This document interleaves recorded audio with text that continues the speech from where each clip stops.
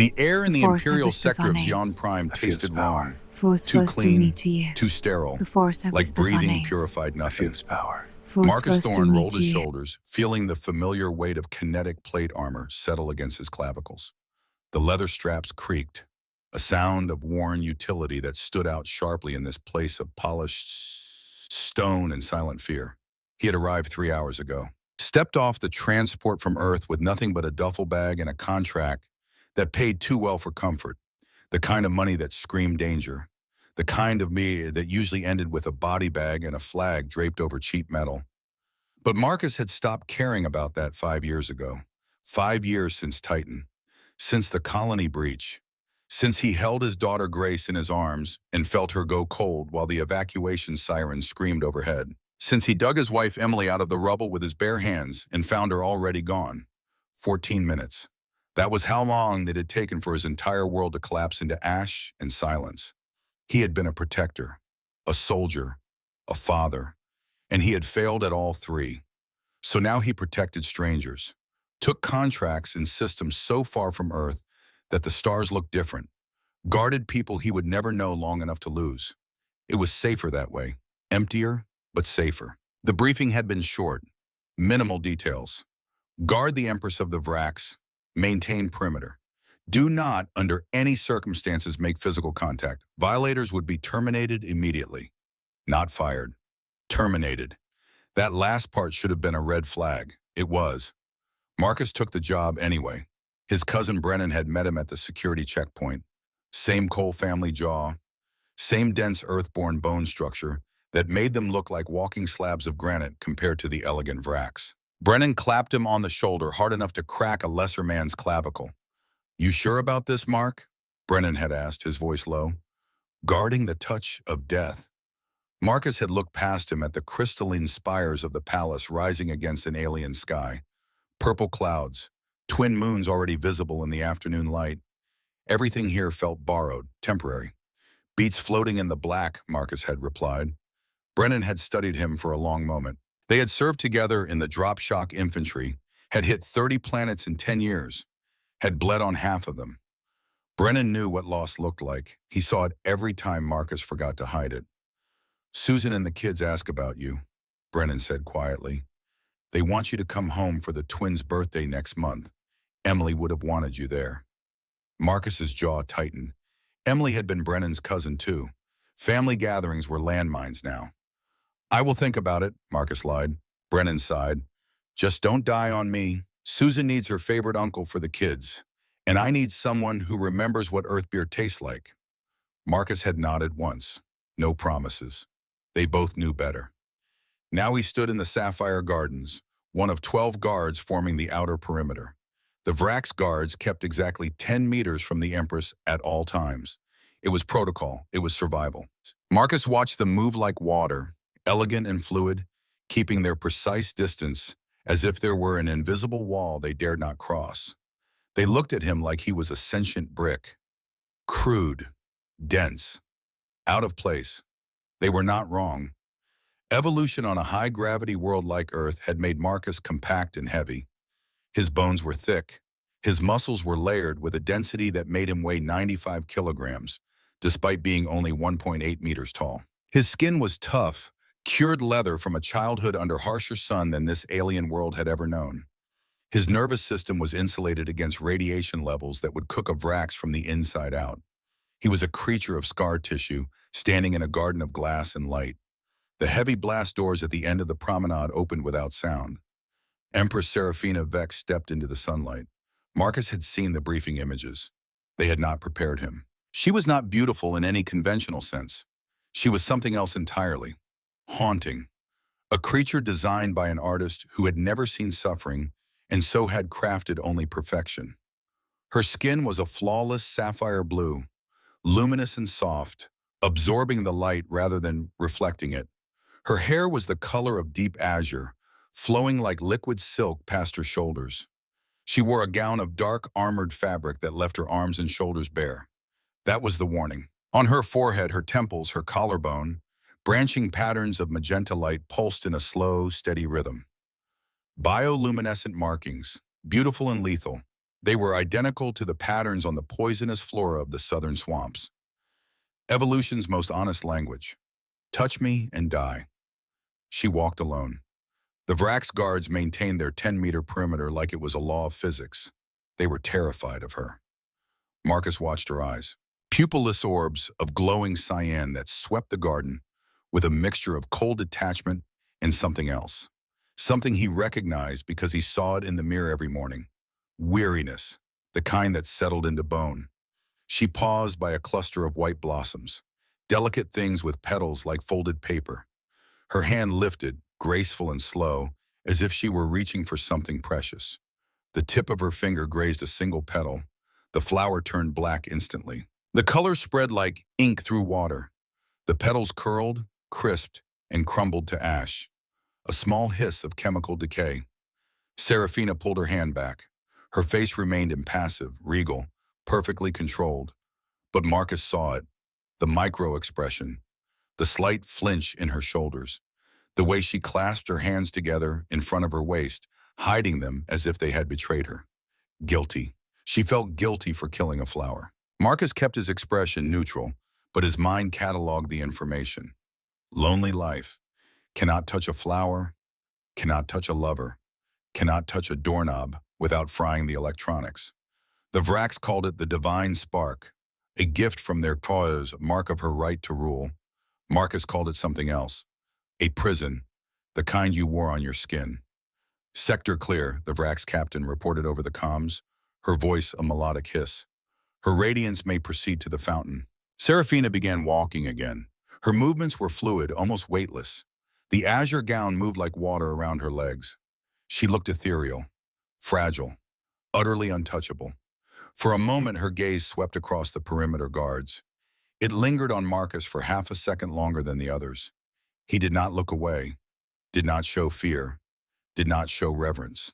He looked at her the way he looked at any principal he was assigned to protect, evaluating threat vectors, calculating exit routes, doing his job.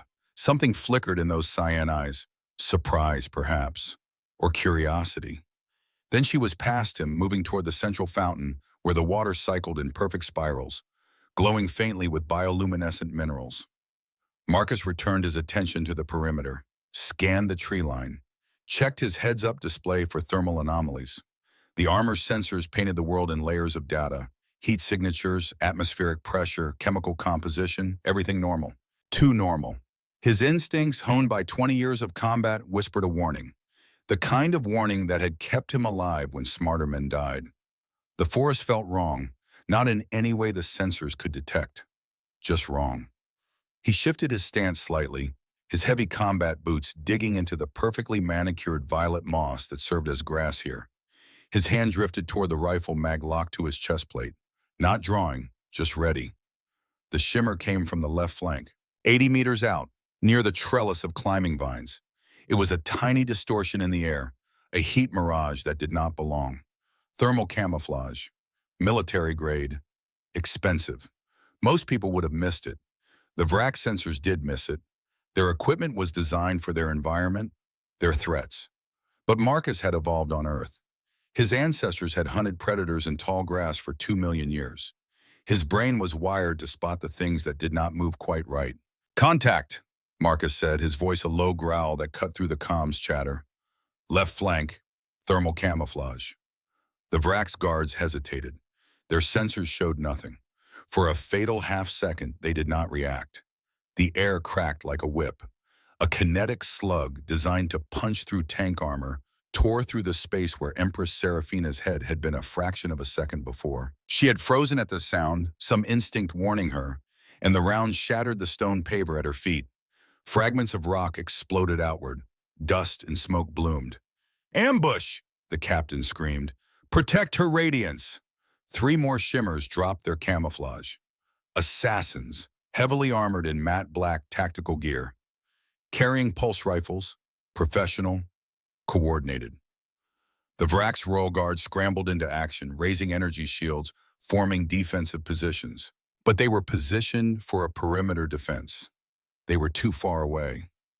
10 meters, an eternity in a firefight. Serafina stood exposed in the center of the path. frozen, her hands lifted, and the magenta markings on her skin flared to a blinding white. She was preparing to discharge, to unleash the lethal energy that was her birthright.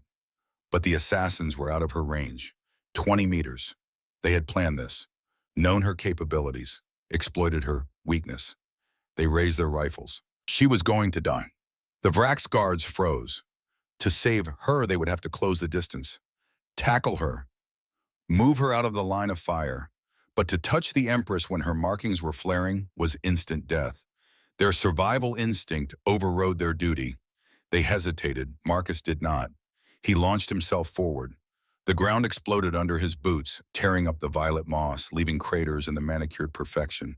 He hit top speed in 3 strides, a hurtling mass of dense muscle and heavy armor. 95 kilograms moving at terminal velocity. "Human, stop!" the captain shrieked over the comms. "You will incinerate!" Marcus ignored her. He saw the assassin's finger tightening on the trigger. He saw Seraphina's glowing eyes widen in shock. Not at the gunman, at him, at the man rushing toward her death field.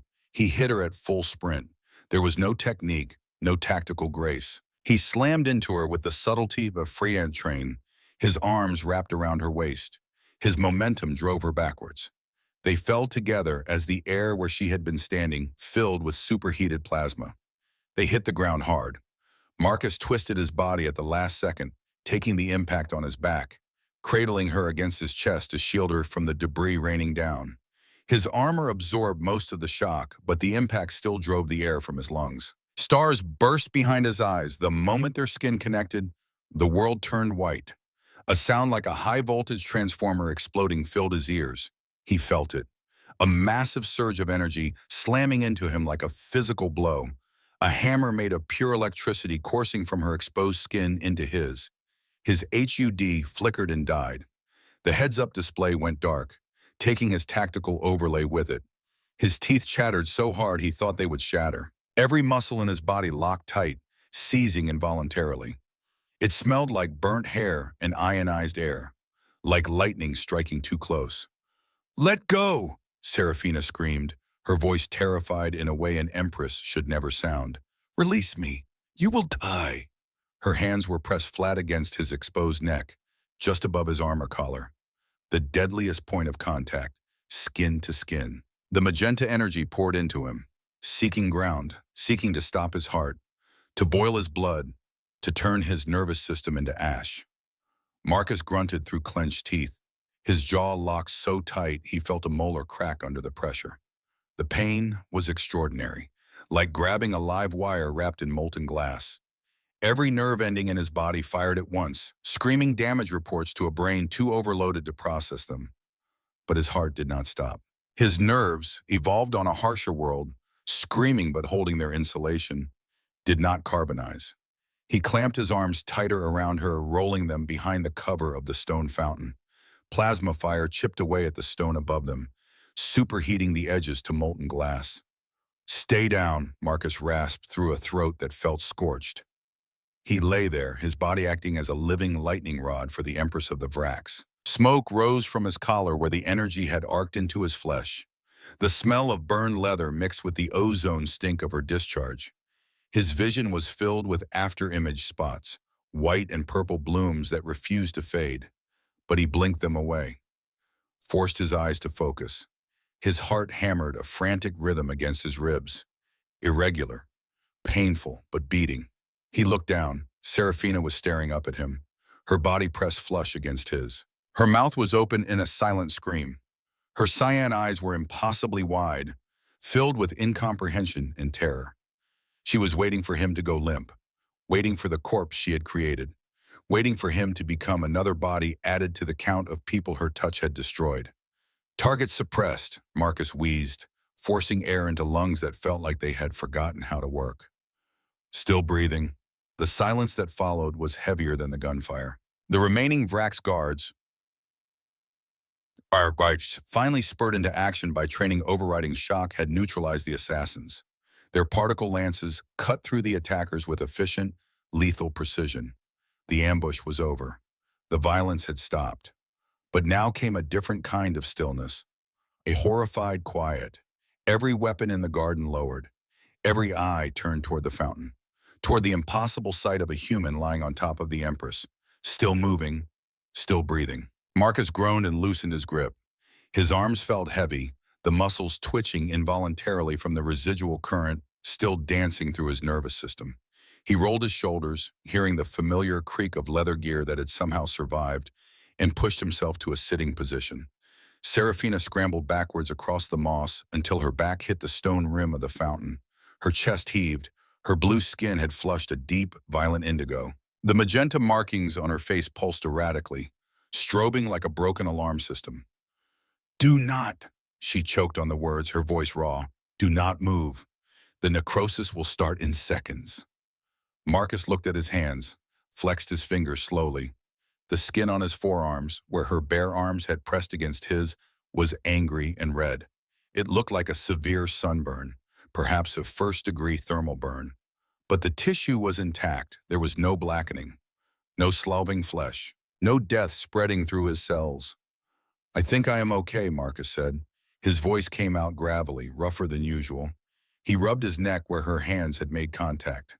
It stung, sharp and hot, but the skin was not broken. "High resistance. My skin is drier than yours." The charge did not arc internally. "Impossible," the Vrax captain whispered, stepping forward slowly. She kept her weapon half raised, as if Marcus surviving the Empress's touch was an act of treason. "You held her. You held her while she was flaring. You should be ash. You should be scattered dust on the wind." Marcus stood up. The world tilted slightly. A metallic taste coated his tongue. His legs felt like they were made of something heavier than bone and muscle, but they held him. He offered a hand down to Serafina. She stared at his open palm. Her eyes darted from his scarred, calloused fingers to his face. She looked terrified. Not of him, for him. "Do not," she whispered. "Please." "Get up, Your Highness," Marcus said, keeping his hands steady despite the tremor running through his muscles. "The ground is cold." She did not take his hand. She stood under her own power, her movements shaky but controlled. She looked at him with an intensity that made the air feel thin. Really looked at him, scanning his body for the signs of death she had seen a dozen times before, the signs that were not there. "Medical!" she shouted, her voice cracking with command that would tolerate no delay. "Quarantine protocol! Get him to the stasis chamber immediately!" Two Vrax medics rushed forward, fully enclosed in hazmat containment suits. They flanked Marcus, waving handheld scanners over him. The devices squealed in protest, confused by the biological readings they were receiving. "Heart rate elevated," one medic stammered, his voice distorted through the suit's speakers. "Core temperature slightly above Vrax standard. Minor tissue damage to epidermis. But all major systems are nominal. He is stable." "He is in shock," Serafina insisted. Her hands trembled by her sides until she clasped them together, squeezing until her knuckles turned white against her blue skin.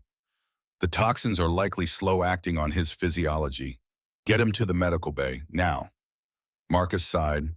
The sound came out more like a wheeze. "I do not need a stasis chamber. I need an aspirin and maybe some burn gel." "Silence," Serafina snapped, though her eyes were wet. "Do not speak. Conserve your energy." They marched him away. Marcus went without resistance. He had been through enough medical examinations to know when fighting was pointless. As the medics escorted him out of the garden, he looked back over his shoulder. Serafina was still standing by the fountain. She was not looking at the dead assassins being bagged by the security team. She was not looking at her guards. She was looking at the patch of crushed violet moss where they had lain together, where his body had shielded hers, where she had tried to kill him and failed. She reached out slowly and touched her own shoulder, the exact spot where his hand had gripped her to pull her down. She pressed her fingers into her skin as if trying to find the imprint he had left behind.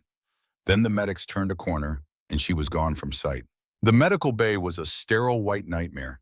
They stripped Marcus of his armor and weapons, leaving him in standard-issue medical scrubs that were too tight across his chest and shoulders. They ran every scan known to Vrax science, drew blood that came out dark red and iron-rich, which seemed to confuse them further. Took tissue samples, monitored his heart rhythm for irregularities.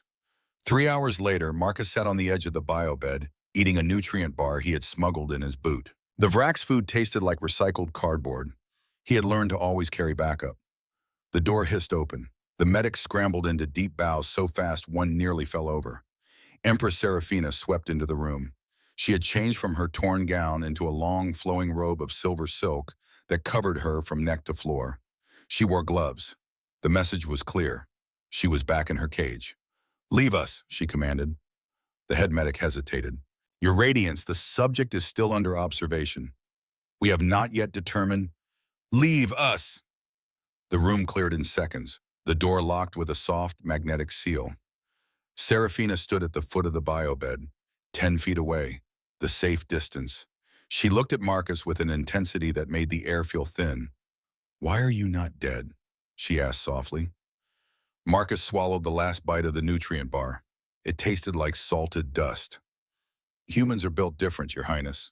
I have seen a Vrax warlord turn to dust because he brushed against my arm during a coronation ceremony," she said, her voice trembling slightly. "I have seen the strongest predators on this planet stop breathing because I attempted to pet them.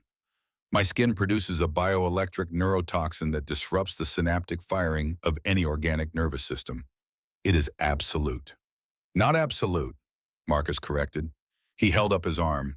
The redness had already faded to a dull pink. "Just spicy." "Spicy?" She blinked. The word did not translate properly. "It hurt," Marcus admitted, "like grabbing a live wire. But my nerves are insulated. We evolved on a high-gravity world with high solar radiation, thick skin, dense myelin sheaths around our nerve fibers. Your neurotoxin is designed for Vrax biology. It does not recognize the chemical limiters in human nervous systems. Incompatible software trying to crash incompatible hardware." Seraphina took a step closer. The magenta lights on her face had dimmed to a soft, pulsing pink. "You felt pain?" "Yes. But you did not let go." Marcus met her gaze. His eyes were dark brown, earth dark, and steady. "You were being shot at, Your Highness. Letting go was not an option." She stared at him. For her entire life, her touch had been the ultimate weapon, the final barrier, the thing that made her an empress and a monster. This dirty, exhausted, strange man from a world she had only read about had treated it like a minor inconvenience. "You held me," she whispered. The reality of it was finally settling into her bones. "You held me, and you are still here." Marcus said nothing. Sometimes silence was the only honest answer. The summons came 2 days later. Marcus had been cleared for duty, though the medical staff looked at him like he was a ticking bomb that had somehow failed to detonate on schedule. He was back in his armor. His weapons were checked and loaded. His HUD had been replaced. He expected reassignment to the outer perimeter, far away from the royal person, far away from the variables he represented. Instead, he was ordered to the Empress's private sanctum. The room was vast and cool. A massive window overlooked the capital city, a sprawling metropolis of crystal spires and glowing skyways. The architecture was beautiful and alien, nothing like Earth's brutal functionality. Seraphina stood by the window, looking out over her domain. She was not wearing gloves. "Officer Thorne," she said without turning. "Your Highness." She turned. The bioluminescence on her skin was calm, a steady, rhythmic glow. She looked less like a ruler and more like a woman examining something dangerous and fascinating in equal measure. "Come here." Marcus walked forward. He stopped at the standard 3-meter distance required by protocol. "Closer," she ordered. He stepped forward. 2 meters. Closer. He moved until he was within arm's reach. He could smell her now. Not ozone or burnt air, but something earthy and sweet. Like rain on hot stone. Petrichor. It was a grounding scent, human in a way he had not expected. Seraphina looked up at him. She was tall for a Vrax, but he was broader, his shoulders blocking out the light from the window behind him. She lifted her hands slowly, deliberately, telegraphing her intent so he would not react defensively. "I need to know," she said quietly. "I need to be certain it was not a fluke." Her index finger hovered inches from his face. She was trembling, terrified that this time the universe would correct its mistake, that this time he would die, and she would be alone again. Marcus did not flinch, did not close his eyes. He leaned his head forward just a fraction, meeting her halfway. Her fingertip brushed his cheekbone. The spark was audible, blue and sharp. It jumped the gap between them like a tiny bolt of lightning. Marcus's jaw muscle twitched as the static discharge hit a nerve cluster. It stung, sharp and biting, like a rubber band snapped against cold skin, but he did not pull away. Serafina gasped. She jerked her hand back as if she had been the one burned. She stared at his cheek. There was a tiny red mark, already fading. "You are warm," she whispered, her eyes wide with wonder. "You are so hot." "Mammal," Marcus said, his voice steady. "We run hot, 37 degrees Celsius internal temperature. We are basically walking radiators." Serafina looked at her own hand, then back at him. A slow, incredulous smile broke across her face like dawn. It transformed her. The cold, distant empress vanished. In her place stood a woman discovering fire for the first time, discovering that the world was not entirely made of things that would crumble at her touch. "It barely hurt you," she murmured. "I have had worse shaving cuts," Marcus lied. It had hurt more than that, but he wanted to see that smile again. "The council says I am cursed," Serafina said, her voice hardening slightly. "They say my touch is divine judgment, that I must remain pure and isolated to protect the Vrax people." "The council sounds like a bunch of superstitious idiots," Marcus said. Serafina let out a short, shocked laugh. No one spoke about the council that way, not where she could hear. "Perhaps," she said, "but they are right about the danger. To everyone, except you." She walked around him slowly, circling, examining. She stopped behind him, her hand hovering over the exposed skin of his neck, just above his armor collar. The heat radiating from his body was palpable to her sensitive palms. "I am promoting you," she announced. Marcus stiffened. "Ma'am, you are no longer perimeter security. You are now my shadow. You will be with me at all times. In the council chambers, in transport, at my door while I sleep. You are the only shield I have that does not break when I need it." Marcus turned to face her. He saw the loneliness in her eyes, deep and ancient, the kind of loneliness that carved canyons through a person's soul. He saw the desperation of a woman who had been starving for contact her entire life and had finally found a source of sustenance. "That is going to upset a lot of important people," Marcus warned. "The Vrax elite will not accept a human standing that close to the throne." "Let them be upset," Serafina said, her chin lifting with imperial authority. "Let them try to remove you. If they touch me, they die." She stepped closer, so close her chest was inches from his tactical vest. The air between them hummed with static tension. "But you," she whispered, her gaze dropping to his lips before returning to his eyes. "You survive." Marcus felt a different kind of heat rise in his chest, one that had nothing to do with bioelectricity. He nodded once, a slow, solemn acknowledgement. "I am not going anywhere, Your Highness." She smiled. This time the magenta lights on her temples flared, not with warning, with interest. "Good," she said. "Then take off your glove." Marcus hesitated for half a second, then unstrapped the heavy leather gauntlet on his right hand. He pulled it off, revealing scarred, calloused skin, the hand of a man who had spent 20 years holding weapons. Serafina reached out and took it. Her skin was cool and smooth. It vibrated with that low-level electrical hum. The shock ran up his arm, making his fingers twitch involuntarily. But he curled his hand around hers, engulfing her slender blue fingers in his rough grip. He squeezed, firm, reassuring, real. She let out a breath she seemed to have been holding for 14 years. "Warm," she whispered, closing her eyes. The promotion caused a silent earthquake in the imperial palace. Marcus's presence in the inner sanctum was a violation of 10,000 years of protocol. The High Council, a circle of 12 Vrax elders draped in shimmering, light-refracting robes, looked at him with undisguised loathing when he stood behind the Empress's chair during their first session together. They could not touch him, could not legally remove him. The Empress had decreed it, and her word was absolute, so they tried to freeze him out, forgot to send him a security schematics, delayed his access codes, scheduled meetings without informing him. It did not matter. Marcus was a human mercenary. Making do with bad intel and bureaucratic hostility was just Tuesday. But he noticed something during those first council sessions. Chancellor Darius Kaiol, the eldest and most influential of the 12, watched Serafina with the eyes of a man who had built something and now feared its collapse. And Councillor Marin Vess, A middle-aged woman with sharp features and intelligent eyes kept her gaze averted whenever the subject of the Empress's divine spark came up. Guilt. Marcus recognized it. Marin looked like a woman carrying the weight of old sins. The real challenge was not the politics, it was the nights. "You will sleep there," Serafina said on the first night, pointing to the cold stone floor at the foot of her massive circular bed. Marcus looked at the spot. It was closer than any guard had ever been allowed. "Understood. I will take first watch." He settled in, leaning his back against the wall, his heavy pulse rifle across his knees. The room was freezing. The Vraks preferred cooler temperatures, but Serafina's chambers were kept near Arctic levels. Marcus realized later it was to suppress her core temperature, to keep the volatility of her bioelectric field under control. Hours passed. The only sound was the hum of the environmental systems and the soft rustle of silk as Serafina turned restlessly. Marcus dozed with one eye open, the way he had learned in the infantry. His metabolism burned hot, fighting the chill.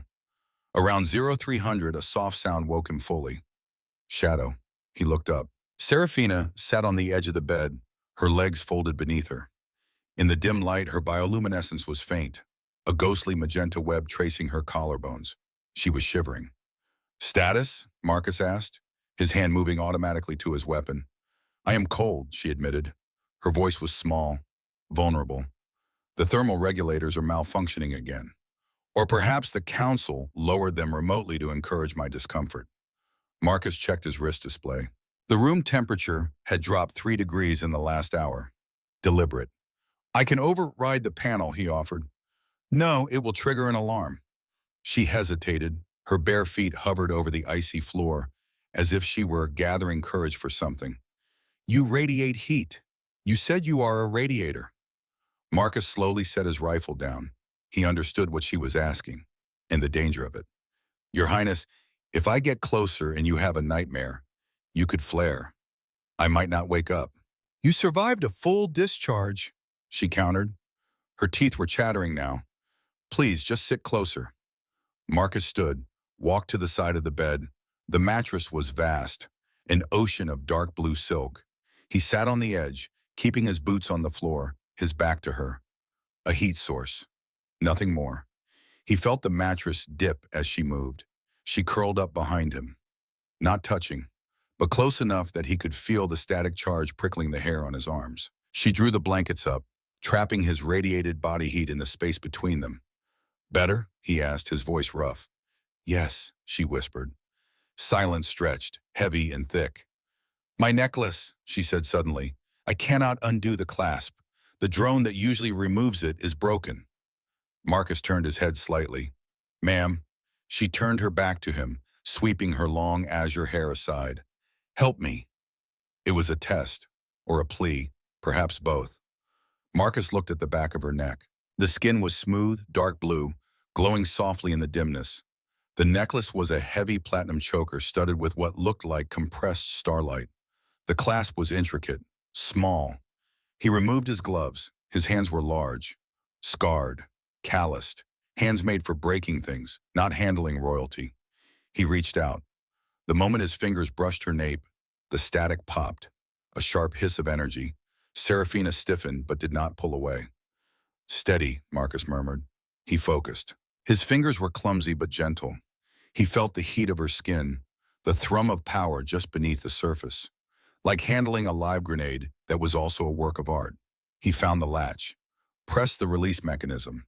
The necklace clicked open. As he pulled the metal away, his thumb accidentally grazed the sensitive skin over her spine. A shudder went through her. A low sound escaped her throat, something between a sigh and a moan. "Thank you," she breathed. Marcus sat there, the necklace heavy in his hand, his heart hammering against his ribs. The barrier between them was not just physical, it was absolute solitude, and he had just walked straight through it. "Go to sleep, Sarah," he said, dropping the title. She did not correct him. She just curled closer to the warmth of his back, safe for the first time in years. The reprieve lasted only until morning. By midday, the political tension had reached a boiling point. The High Council summoned Empress Serafina to the Grand Hall for a public reaffirmation of the Divine Order. It was theater, a power play designed to parade her in front of the nobles and remind everyone that she was a dangerous, untouchable weapon that only the council could control. Marcus stood at her right shoulder, fully armored. His presence was a dark stain on the pristine ceremony. The grand hall was filled with Vrax nobility. They sipped luminescent nectar from crystal flutes and whispered behind their hands.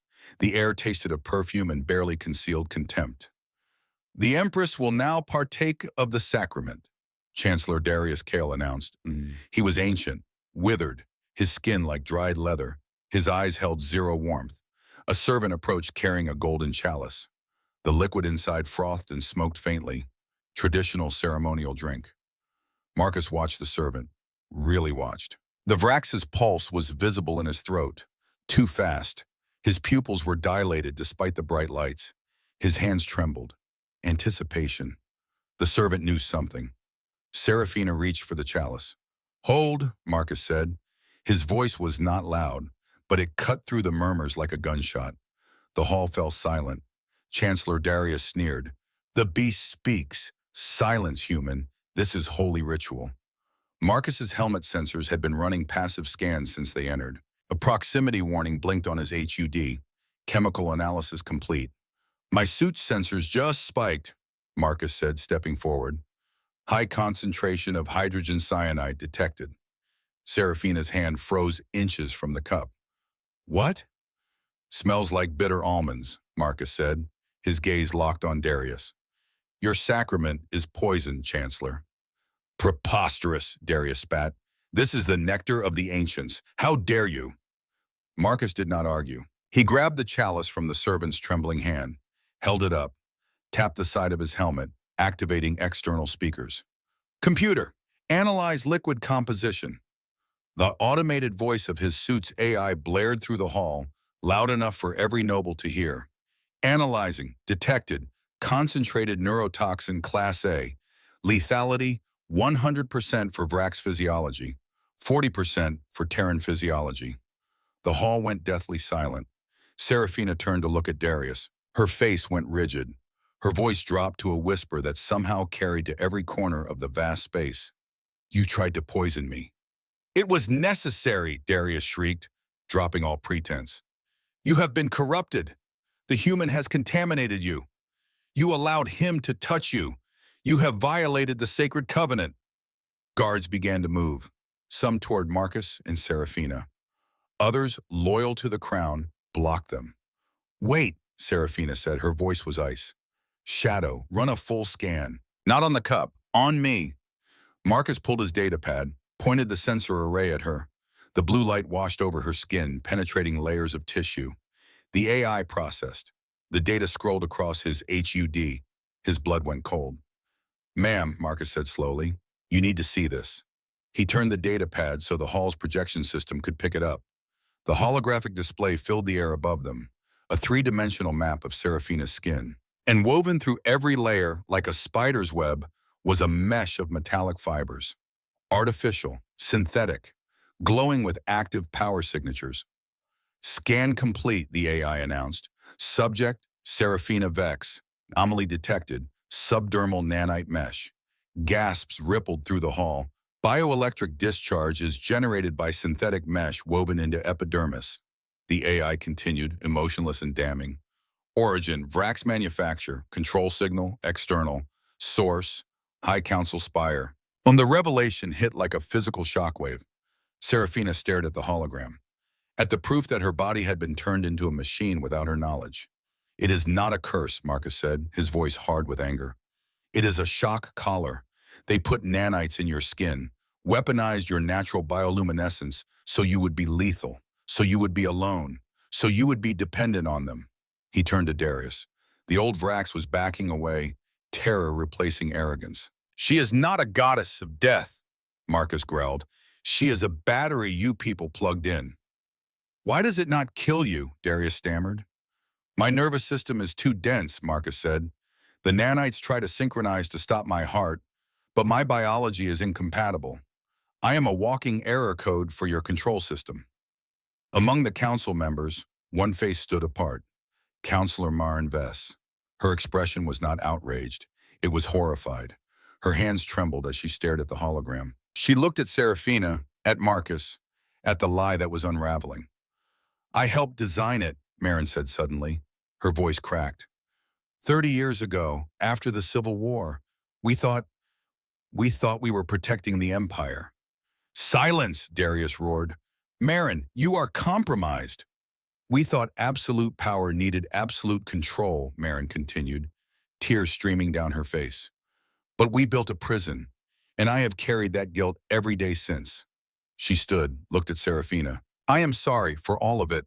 Then she turned and fled the hall. Darius gestured sharply. Detain Counselor Vess. She has betrayed the Empire. Guards moved after her, but the chaos was spreading. Nobles were shouting. Council members were arguing. The carefully maintained order was shattering. Serafina stood frozen, staring at her hands. It was all a lie, she whispered. My isolation, my loneliness. It was just a setting on a dial. Her voice broke. The grief was shattering. The magenta markings on her skin began to strobe violently. The chaos in the grand hall erupted like a dam breaking. Nobles scrambled for exits. Council members shouted conflicting orders. But for Marcus and Serafina, the world had narrowed to the space between them. Serafina was falling apart. Her hands clutched her head. The magenta markings across her skin pulsed faster, brighter, losing all rhythm. The nanites in her system were reacting to her emotional distress, their programming interpreting her spiking cortisol and adrenaline as a threat condition. Secure the Empress! A guard captain shouted. Get away from me! Serafina screamed. Her voice cracked with panic and rage. Sparks began to fly from her shoulders. Small at first, blue-white arcs that scorched the marble floor. The air around her smelled of ozone and burning silk. Marcus recognized the signs. Overload. The nanites were surging to maximum output. If they reached critical mass, they would not just discharge outward. They would cook her from the inside, boil her blood, fry her brain. Everyone back, Marcus ordered. His command voice cut through the chaos. Give her space. But the Vrax guards were trained to contain threats. They advanced with energy shields raised, trying to form a containment perimeter. I said back, Marcus roared. Serafina's eyes were wide, unfocused, lost in the revelation that her entire existence had been a manufactured lie. I cannot control it, she sobbed. It is surging. I cannot. The strobing intensified. The temperature around her spiked. Marcus's armor sensors screamed warnings. Critical discharge imminent. Marcus did not think, did not calculate, did not weigh the odds. He just moved. He dropped his rifle, sprinted forward, closed the distance between them in 3 strides. Shadow, no, the guard captain screamed. The discharge will kill you. Marcus ignored him, ignored the heat, ignored the rational part of his brain that was screaming about self-preservation. He wrapped his arms around Serafina and pulled her flush against his chest. The pain was immediate and blinding. It felt like being dipped in acid while someone carved highways through his bones with molten metal. Every nerve in his body fired at maximum intensity. His muscles locked, seizing so hard he felt ribs crack. His vision went white. The taste of copper flooded his mouth as he bit through his own tongue. The nanites in Serafina's skin were dumping megajoules of energy into him, trying frantically to resolve the error, trying to stop the human heart that refused to stop, trying to kill the thing that would not die. Marcus gritted his teeth so hard he felt a molar shatter. He groaned. A deep, guttural sound dragged from the bottom of his lungs. But he did not let go. He squeezed tighter, buried his face in the crook of her neck, made himself into a ground wire, a heat sink, a living lightning rod. Ground it, he gasped into her ear. His voice was barely human. Give it to me, all of it. Serafina felt him shaking in her arms, felt the incredible heat coming off his body as he absorbed and dissipated the energy that was killing her. She felt his muscles spasm, heard his breath ragged and desperate. He was sacrificing himself, not to stop her, to comfort her. The realization cut through her panic like a knife. Marcus, she wept. Her voice was broken, human. I am hurting you. I have got you, he rasped. I have got you. I am not letting go. Her arms came up, wrapped around his broad shoulders. She clung to him. Not as an empress to a bodyguard, as a woman to the first person who had ever held her through her pain instead of running from it. Slowly, the violent strobing of her markings began to decrease. The nanites, unable to destroy the intruder in sensing the drop in her stress hormones, began to cycle down. The blinding white light faded to angry magenta, then to the soft, rhythmic pulse of baseline. The pain in Marcus's body dulled to a throbbing ache. He took a ragged breath, smelled the petrichor scent of her skin mixed with the sharp tang of his own singed gear. Serafina pulled back just enough to look at him. Her eyes were wide, searching his face for regret. She found none. Only fierce, stubborn protectiveness. She reached out and touched his face. Her thumb traced the line of his jaw. There was still a spark, a small one, but her fingers did not kill him. "You knew it would hurt," she whispered, "and you did it anyway." "Pain is just information," Marcus said. "An old drill instructor's line on. Besides, you were crying. Protocol says I have to secure the asset." She let out a wet, choked laugh that turned into a sob. She leaned her forehead against his. "You are a fool, Marcus Thorne." "I am your fool, Sarah." The intimacy of the moment shattered as blast doors began to seal. Emergency protocols engaging. Darius's voice echoed through the hall speakers. "Lockdown initiated. Security teams, deploy purge protocol. The Empress is compromised. The human must be eliminated." Marcus and Serafina looked around.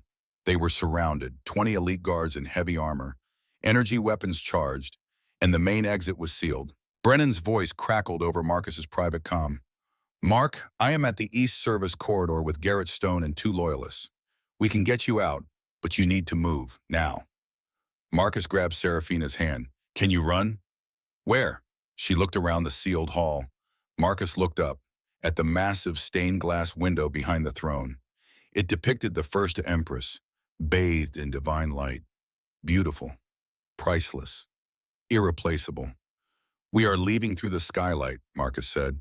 "That is a 3-story drop." "I know." He pulled her toward the throne. The guards opened fire. Plasma bolts scorched the air. Marcus's armor took 2 hits. The impact staggered him, but the plates held. They reached the throne. Marcus looked at the window, looked at Serafina. "Trust me?" She nodded. Marcus raised his boot and kicked. The ancient stained glass exploded outward in a rain of colored shards. The artwork of 10 generations shattered into glittering fragments. "Jump!" Marcus shouted. They leaped into the void, 3 stories. Marcus twisted in midair, pulling Serafina against his chest. He hit the terrace below with a bone-jarring impact. His armor's gel layer compressed. His dense bones absorbed the shock that would have liquefied a Vrax. He rolled, dispersing the kinetic energy, keeping Serafina cradled against him. They came to a stop in a heap. Marcus's ears rang. His left shoulder was dislocated, but he was moving. Serafina stared at him. "You just fell 10 meters." "Gravity works for me," Marcus grunted. He stood, pulling her up. "Move." They sprinted across the terrace. Behind them, the palace alarm screamed. Ahead, Brennan burst from a service door, rifle raised. "This way, go!" Garrett Stone and 2 Vrax guards provided covering fire. Marcus and Serafina ducked through the door. It sealed behind them with magnetic locks engaging. "They will cut through in 2 minutes," Garrett said. His young face was pale but determined. "We need to reach the aqueduct." "The what?" Serafina gasped. "Old maintenance system," Brennan explained as they ran through narrow corridors. "Feeds the city water supply, runs underground to the forest. It is our only way out." They burst into an ancient chamber. The sound of rushing water echoed from below, a massive channel carved through stone, carrying frigid water at high speed. "You cannot be serious," Serafina said, looking at the torrent. Marcus heard plasma cutters eating through the door behind them. 30 seconds. "Can you swim?" he asked. "Vrax sink," Serafina said. Her people had hollow bones, dense tissue, no buoyancy. "Good thing I float," Marcus said. He grabbed her, pulled her to the edge. Brennan was right behind them. "Mark, I will hold them here. Buy you time." Marcus turned. "Bren, no. Come with us." Brennan's face was calm. He had made his decision. "Susan and the kids. Tell them I love them. Tell them Uncle Brennan was brave." "Brennan, tell them." Brennan's voice cracked. Then he smiled, that old, familiar grin from 100 battlefields. And you owe me a beer. The door exploded inward. Guards poured through. Brennan opened fire. The corridor lit up with plasma and kinetic rounds. His rifle sang its death song. Marcus looked at his cousin, his brother, his family. Then he grabbed Serafina and jumped into the aqueduct.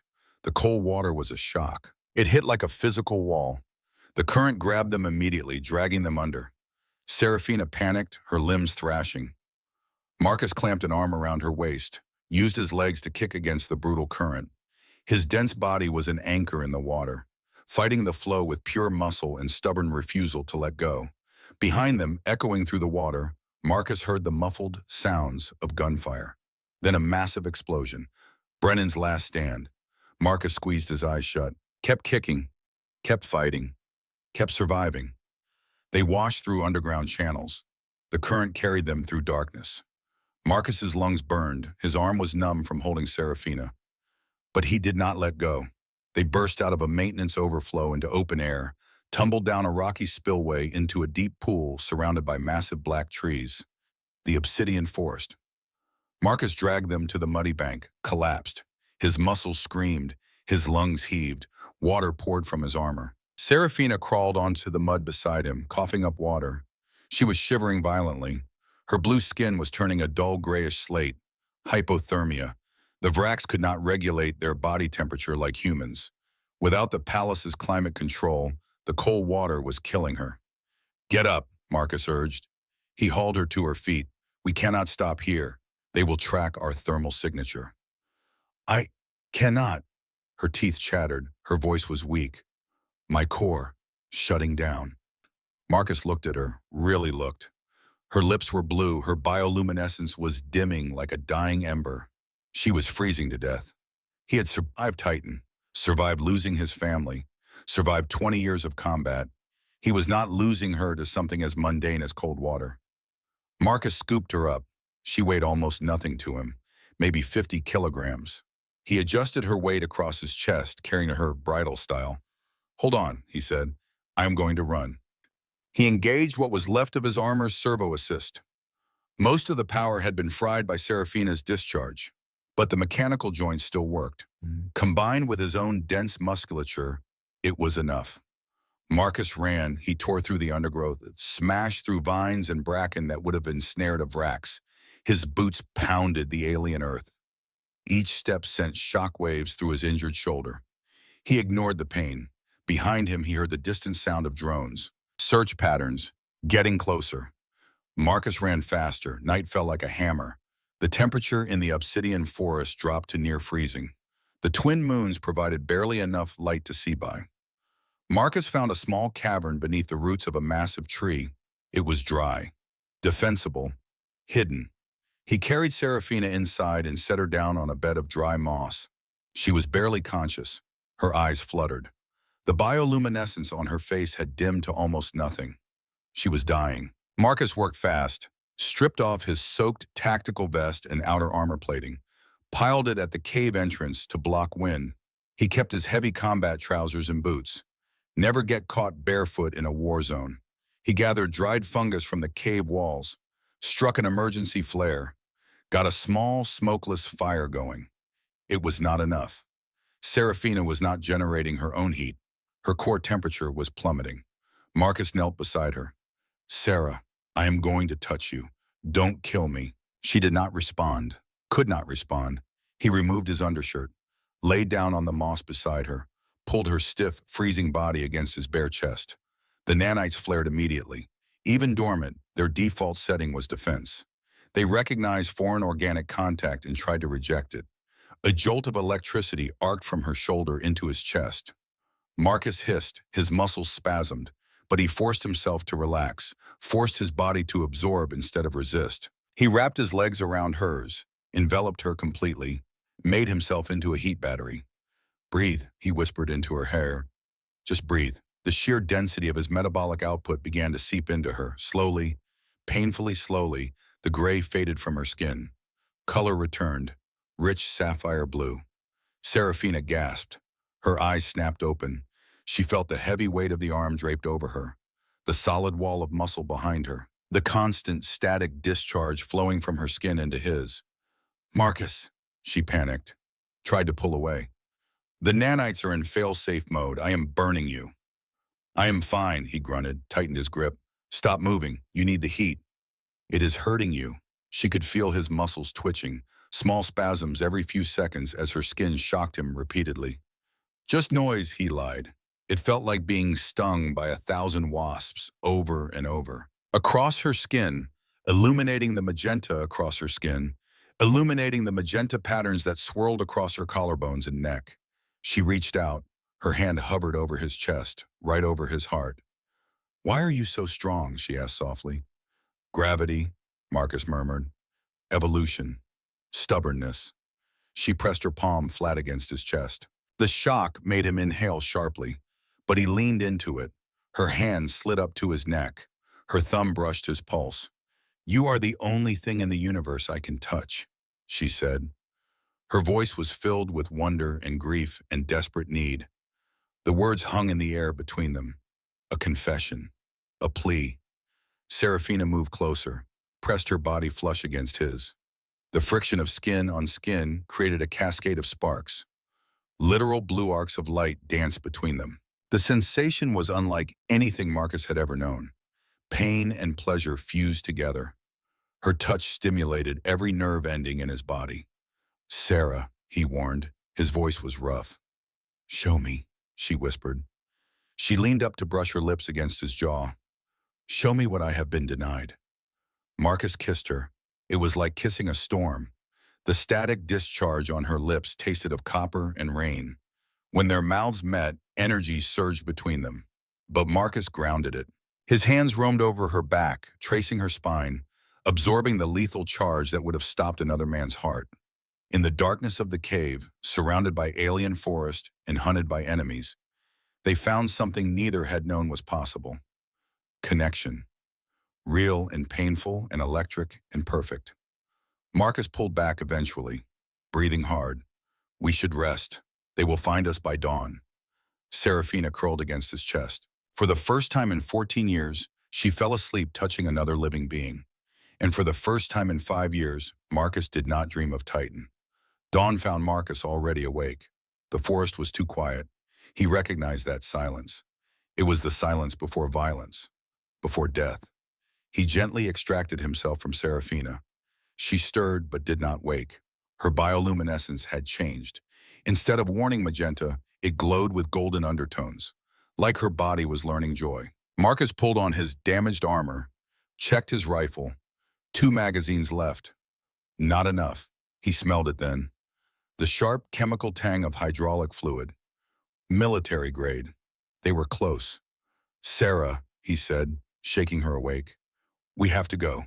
They found us. She looked different in the dawn light. Radiant. Her eyes focused on him with absolute clarity. How long do we have? Minutes, maybe less. The trees exploded. A massive Vrax-heavy assault walker crashed through the timber like it was nothing. Quadrupedal. Each leg as thick as an ancient oak. Sleek armor plating designed for both aesthetics and lethality. 20 elite council guards emerged from the undergrowth. Matte black armor, pulse rifles, the kind of professionals who killed for a living and slept well. End of the line, Chancellor Darius's voice boomed from the walker's external speakers. He was transmitting remotely. Safe in his spire while others died for him. Surrender the corrupted empress. Last chance. Marcus grabbed Serafina, shoved her behind a rock formation. Stay down, he ordered. He opened fire. His kinetic rounds sparked harmlessly off the walker's shields. The guards advanced, plasma bolts tearing through the forest. Then Marcus saw it. The weapon, mounted on the walker's dorsal surface, was a massive parabolic dish. Not a gun, something worse. It was spinning slowly, building charge. Blue-eyed and energy crackled along its surface. Serafina saw it too. Her face went pale. Resonance emitter, she breathed. They are going to trigger total nanite overload. What does that mean? Marcus demanded. It means they will vibrate the nanites in my blood until they boil me alive from the inside out, she said. Her voice was flat. It is called the Purge Protocol for empresses deemed irredeemably compromised. The dish's whine climbed in pitch. 30 seconds to firing solution. Serafina stood, raised her hands. She was going to surrender. Trade her life for his. No, Marcus snarled. He grabbed her wrist, pulled her back down. Marcus, if that weapon fires, I die, and there is nothing you can do to stop it. He looked at her, at the woman who had learned to smile again, who had slept in his arms, who had kissed him like she was drowning and he was air. I am not losing anyone else, and he said. The sound of a crashing transport cut through the standoff. An atmospheric shuttle careened through the canopy, small, battered, leaking fuel. It smashed through trees and gouged a trench in the forest floor before slamming to a halt between Marcus and the walker. The hatch blew open with explosive bolts. Counselor Marin Vest stumbled out. Blood ran from a gash on her temple. Her robes were torn, but she clutched a metallic device like it was the most precious thing in the universe. Marcus's rifle snapped to her. Do not move. Wait.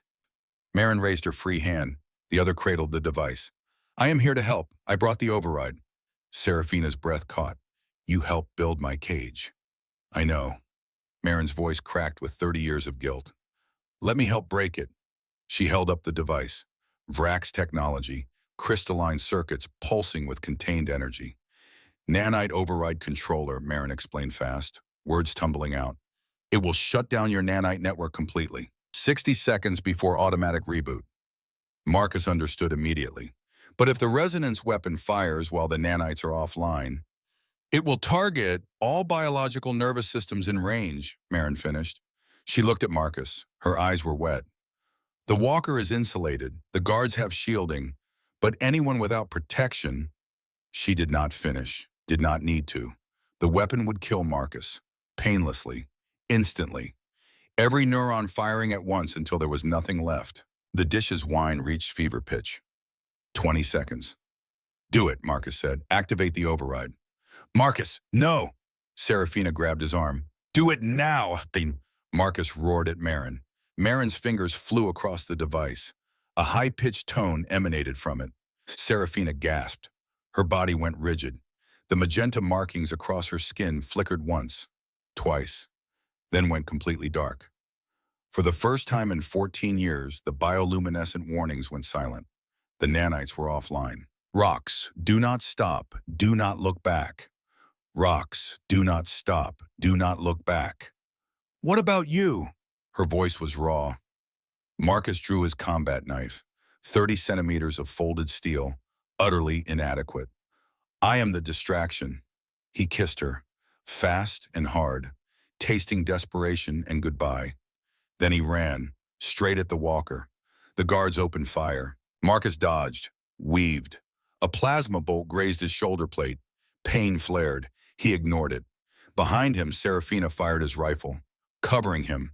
The sound of her shots was a drumbeat driving him forward.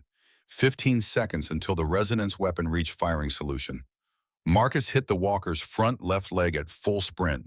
His magnetic boots activated with a sound like thunder. Metal clamped to metal. He climbed, hand over hand. Boots finding purchase on sensor arrays and maintenance hatches. Bullets sparked around him. A pulse round caught him in the side.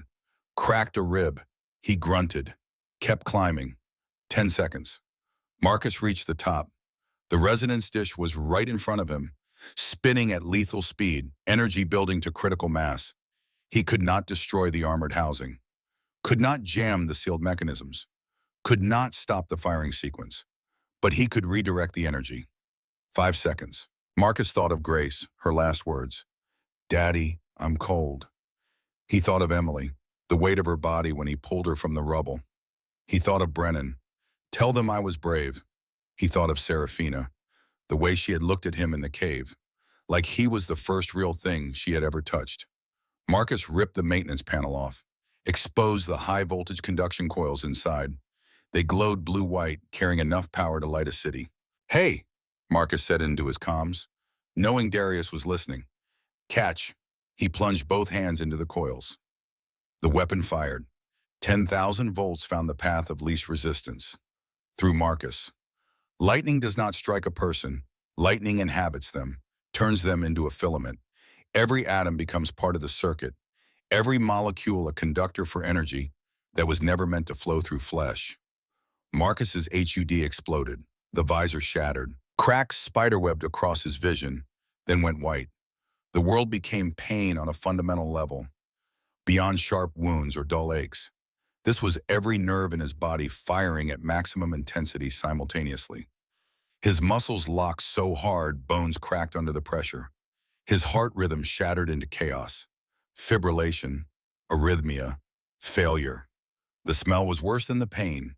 Burning hair, cooking meat, ionized air. The stench of a human body being consumed by energy it was never meant to contain. His armor plates melted, fused to his skin. The heat was so intense that moisture in his flesh boiled, turning to steam, trying to escape through pores that had sealed shut. Lightning scars burned across his exposed skin, fractal patterns spreading from every entry point. Black branches mapping the pathways electricity took through his body. They looked like tree roots growing in reverse. Marcus screamed. The sound tore his vocal cords. Blood filled his mouth. His heart stopped. Not slowed. Stopped. The electrical impulse that had kept it beating for 34 years simply ceased. The muscle went still. His lungs stopped pulling air. His brain, starved of oxygen, began shutting down. Marcus Thorne died on top of a walker in an alien forest. But the feedback loop did not stop with his death. The massive voltage surged back through the weapon, through the coils Marcus was gripping, into the walker's computer core. The delicate quantum processors fried instantly. Every system shut down simultaneously. Power, targeting, life support, and most importantly, the nanite control signal transmitter. The signal that had kept Serafina imprisoned for 14 years died with Marcus. His body went limp, slid off the hull, fell 5 meters, hit the mud with the wet sound of meat striking earth. He did not move, did not breathe. Silence fell over the battlefield like ash. The walker groaned, systems dark, and collapsed onto its articulated legs. The pilot tried to eject. The hatch was fused shut. He was trapped in a metal coffin. 20 guards stared at the body in the mud. They had seen men die before. This was different. This was a man who had chosen death, walked into it with open arms. Serafina dropped the rifle. It fell into the moss with a soft thud that sounded like the end of the world. She stood there, frozen, staring. Marcus's chest did not move. His eyes were open, glassy, seeing nothing. He was dead. The nanite control signal was gone. For the first time since she was 12 years old, Serafina's body was her own. The artificial poison woven into her skin was silent, but her natural power, the true heritage of her species, was waking up. A sound started low in her throat, a growl. It built, deepened, resonated with harmonics that human ears were not designed to hear. The air around her began to shimmer. Temperature dropped. Potential energy compressed into a weapon. "You took him," she whispered. The guards raised their weapons.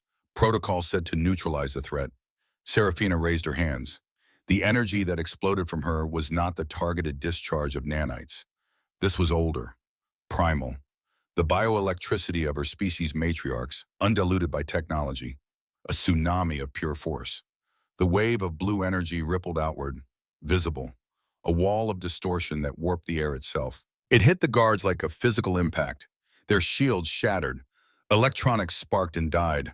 The concussive force lifted them off their feet and slammed them into trees, rocks, the ground.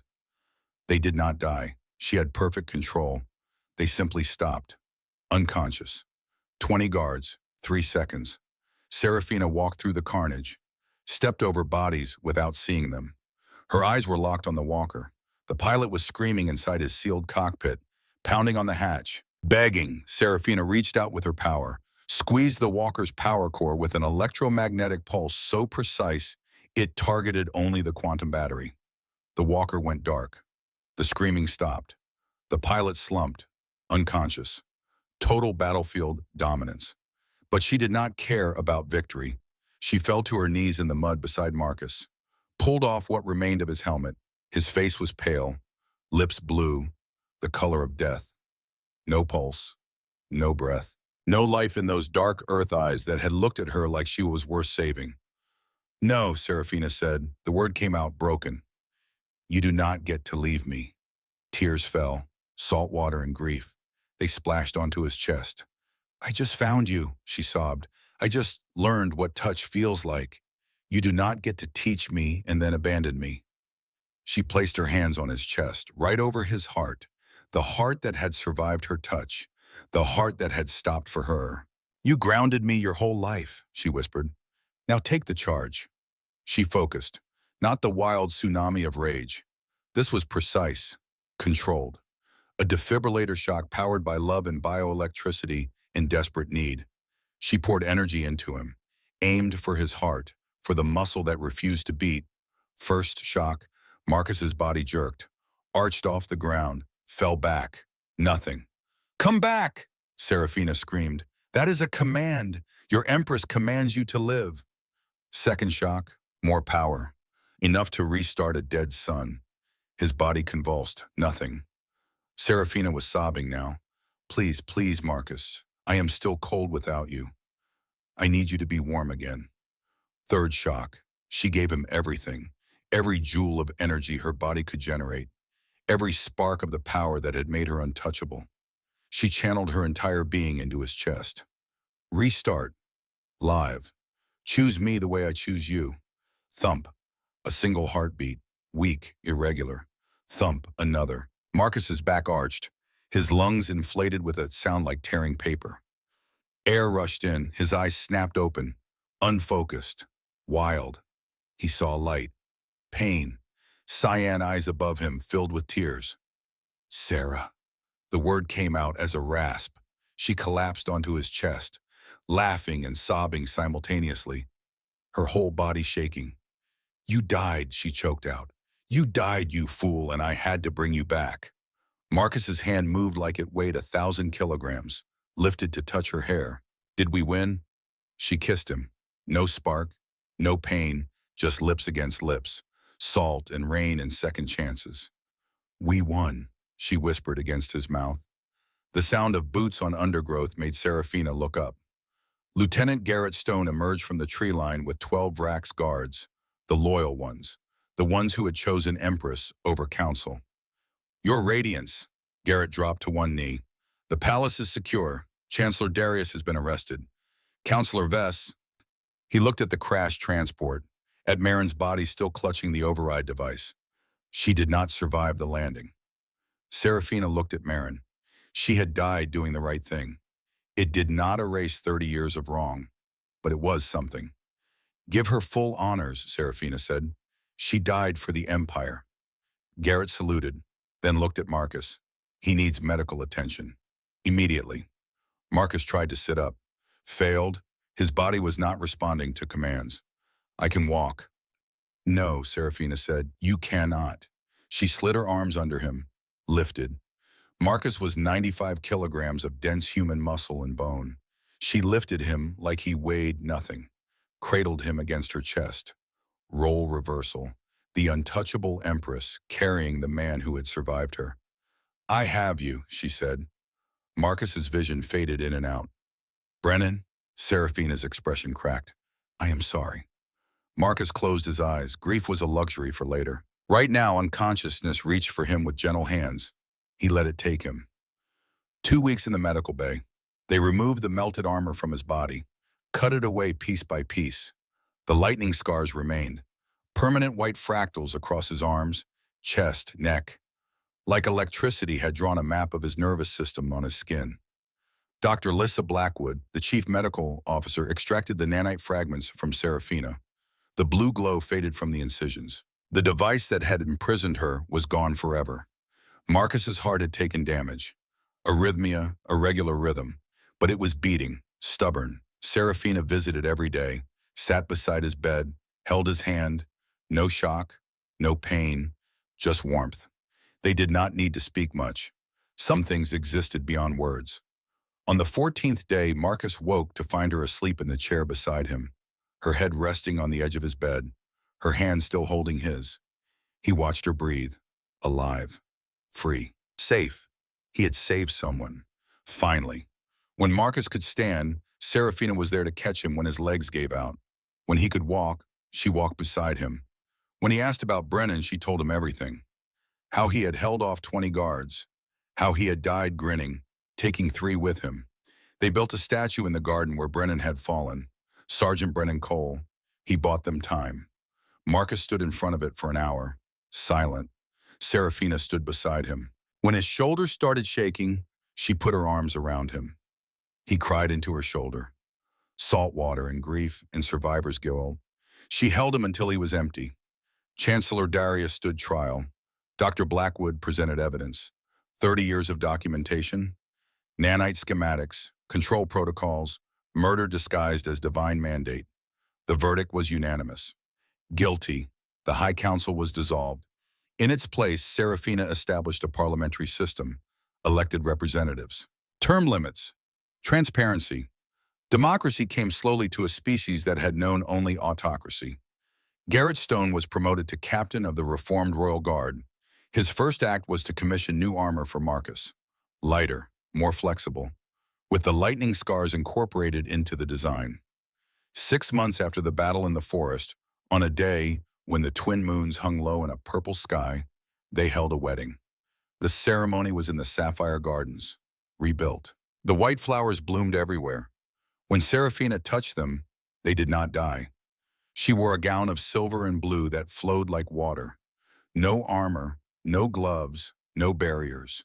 Marcus wore his formal Earth military dress uniform, dark blue with gold trim, his medals on his chest, his scars visible. He did not hide them. The gathering was small.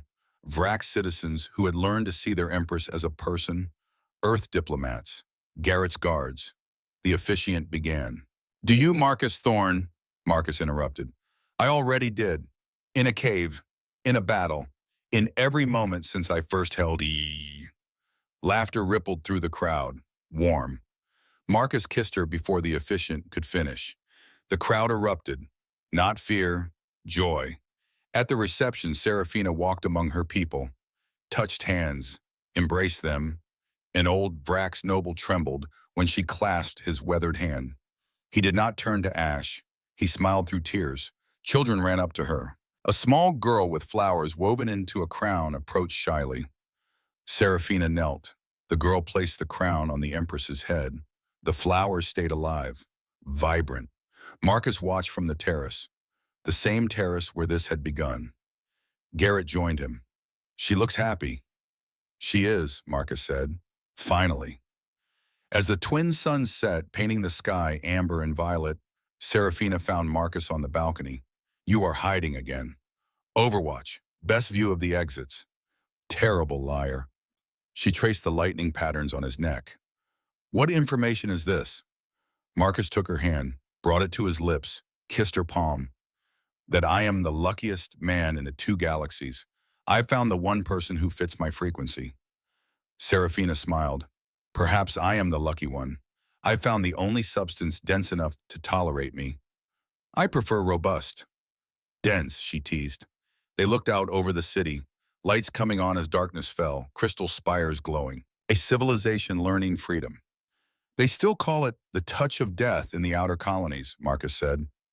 Serafina turned in his arms, placed his hand over her heart. No shock, just warmth, just the steady rhythm of life. "Let them talk, let them fear. As long as you are here, I am not death." She paused, looked up at him. "I am just Sarah." Marcus pulled her close, rested his forehead against hers. "And I am just Marcus, your ground, your shield." "My husband," she whispered. They stood there as stars emerged, 2 people who had been told they could not exist together, proving the universe wrong. Below them, children played, couples danced, music floated on the evening breeze. Above them, the twin moons rose, ancient, eternal, witnesses to a love that had survived death itself. Marcus held her. She did not kill him. She never had.